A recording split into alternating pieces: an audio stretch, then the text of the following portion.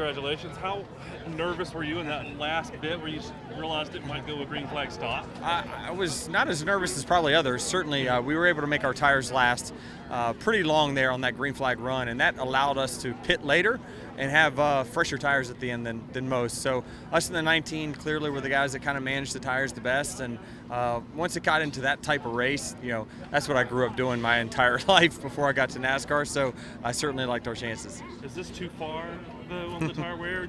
Would you rather have had this tire wear and the rubber in, or is this...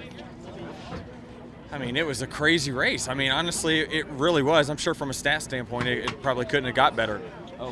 But, I mean, to this extent, no, you would like to see them, if they could wear out at 100, that'd be great. But I think everyone would make adjustments to their car coming back here if nothing changed. So certainly, hopefully we don't overreact on it.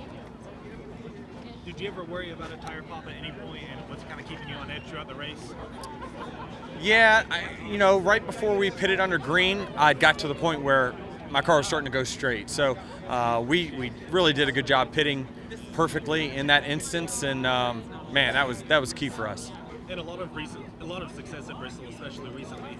Tell us just kind of about your experiences at Bristol. What yeah. This race at Bristol and win again. Yeah, I tell you, I'm really happy to see such a great crowd out here for the spring race again, back on the concrete. It's just a special venue. I mean, you just don't get anything like this at any other track other than maybe Martinsville, where the fans are right there on top of you. So certainly you can feel the excitement, and in my case, feel the booze. Back-to-back wins for Toyota cars. Do you think that says any sort of message to the rest of the field? I hope so. I mean, certainly I feel like our car's been very strong over the last few weeks, and certainly on racetracks where we are able to control our destiny, and it's not super speedway racing. So I really am happy with where we're at. The team's just doing a phenomenal job giving me fast cars, and I'm the lucky one that gets to drive them.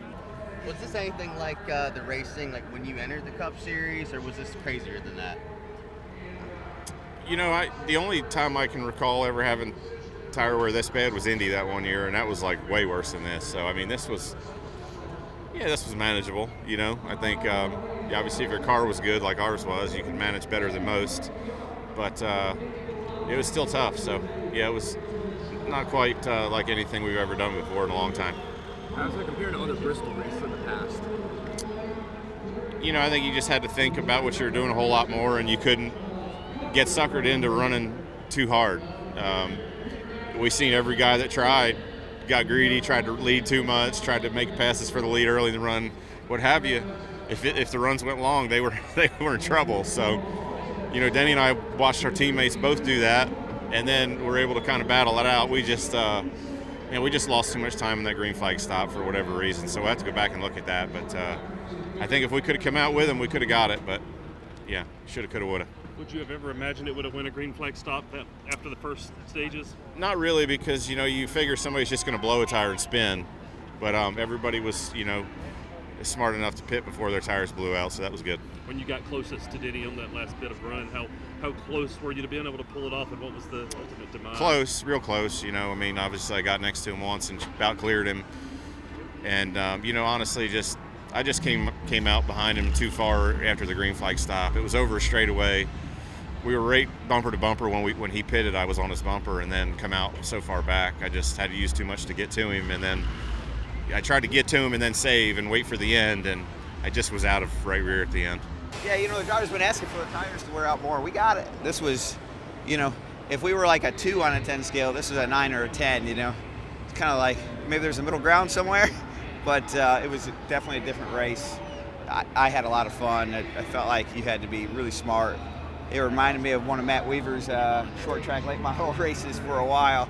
And you know what? It's good to have something different every once in a while. Do you think it was too extreme today? I mean, we went from like you said, a 2 to a 10. Maybe there's somewhere in the middle here. Is that the discipline you talked about earlier? Oh, big today. Yeah, I think 2 years ago we definitely could have won that race. Last year, my cool shirt cooked me, so I was a little tired at the end of the race, but still ended up third, I think. So excited to get back there. I enjoy that place. For some reason, it's one of the road courses I understand. Like, I feel like I still really struggle at Watkins Glen, but can go to Coda and the Roval and run well. So looking forward to it, and hopefully we can take today's positive momentum into a good weekend there.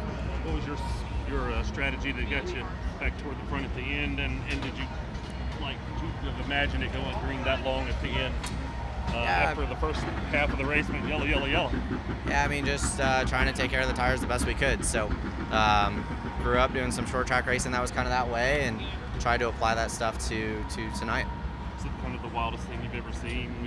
No, I wouldn't say it's the wildest thing you've ever seen.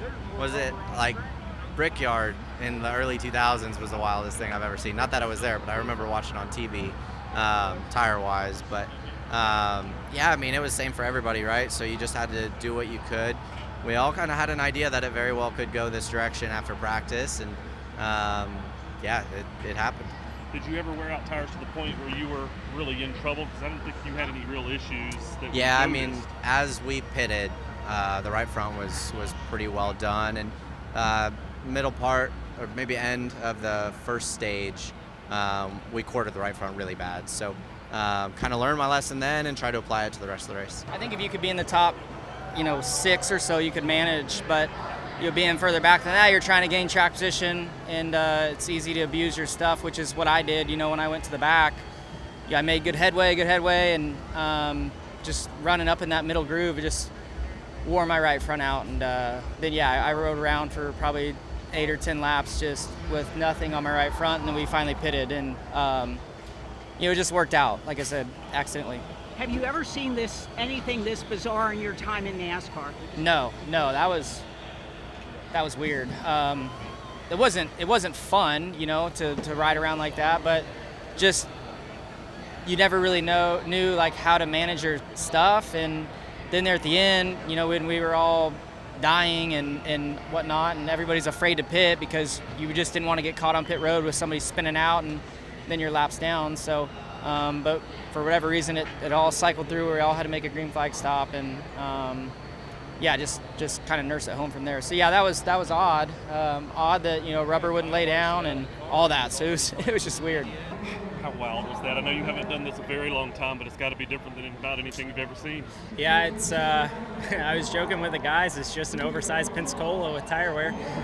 Grew up late model racing, short track racing, and places where you had to manage tire wear for the end of a run, and we were able to do so. My guys gave me a great Dollar Tree Toyota Camry XSE all day, and everyone at Legacy Motor Club worked hard. We were able to finish top 5 in those stages, finish 6th overall, and great points day. We definitely needed that as a team. Did you think after the first 2 stages and all those cautions you'd run a set of green flag pit stops? No. I think everyone was just running, banking on somebody blowing a tire. But green flag pit stops at Bristol are pretty fun. How much did you like that versus wish that it could have been more conventional? Is there a balance? I don't know. It was the hand that we were dealt today, and we played the cards right.